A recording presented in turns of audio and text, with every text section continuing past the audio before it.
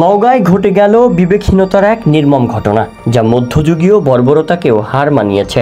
ইসলাম ধর্ম কেউ এক পর্যায়ে বিসর্জন দেওয়ার মতো এই চাঞ্চল্যকর ঘটনাটি ঘটালো ওই এলাকার সাবেক চেয়ারম্যান। নওগাঁর মান্দা উপজেলার শিমলা গ্রামে অনৈতিক কর্মকাণ্ডের অভিযোগে এক যুবককে আটক করে গ্রামবাসী। পরে বিষয়টি নিয়ে স্থানীয় কালিকাপুর ইউনিয়ন পরিষদের চেয়ারম্যান আশরাফুল ইসলাম বাবুর সভাপতিত্বে অনুষ্ঠিত হয় এক সালিশি বৈঠক। সেই বৈঠকে অভিযুক্ত যুবকের ওপর 10,000 টাকা জরিমানা ধার্য করা হয়। চেয়ারম্যানের নির্দেশে এর মধ্যে 500 টাকা গ্রাম পুলিশকে খরচের জন্য রাখতে বলেন এবং বাকি 9,500 টাকা স্থানীয় মসজিদে দেওয়ার আদেশ সেই বিচারক চেয়ারম্যানের। এই গ্রামের ভবিষ্যতের জন্য আর যেন কেউ এগুলো না করে, এই জন্য তোমাকে 10,000 টাকা জরিমানা করা হলো।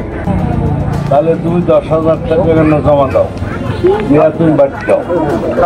10,000 টাকা এই তোমার এই মসজিদের যে ইমাম বা মসজিদ আছে, আমার শ্রমিকদেরকে 500 টাকা দাও আর 9,500 টাকা মসজিদে দিয়ে দাও।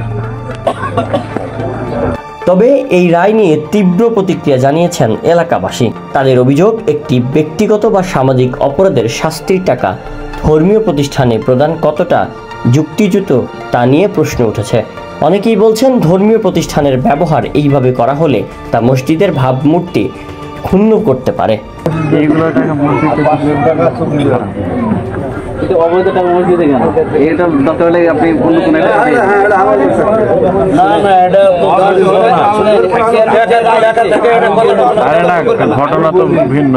স্থানীয় বাসিন্দা বলেন, ব্যক্তিগত অপরাধে জরিমানার টাকা মসজিদে দেওয়া হলে ভবিষ্যতে অনেকে এটিকে নিয়মে পরিণত করতে পারে। এটি ধর্মীয় প্রতিষ্ঠানকে বিতর্কে জড়ানোর শামিল। স্থানীয় সচেতন মহলের মতে, বিচার প্রক্রিয়া কিংবা জরিমানার অর্থ ব্যবহারে অবশ্যই স্বচ্ছতা ও সামাজিক গ্রহণযোগ্যতা থাকা জরুরি, অন্যথায় তা সামাজিক অস্থিরতা কিংবা বিভ্রান্তির জন্ম দিতে পারে। এ নিয়ে প্রশাসনের পক্ষ থেকে এখনো কোনো মন্তব্য পাওয়া যায়নি। গ্রামবাসীরা বিষয়টির সুষ্ঠু তদন্ত ও দৃষ্টান্তমূলক পদক্ষেপের দাবি করেছেন। তুমি দাঁড়ায় মাফ চাও, রকম ছেড়ে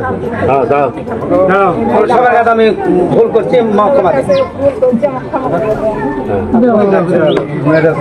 বলো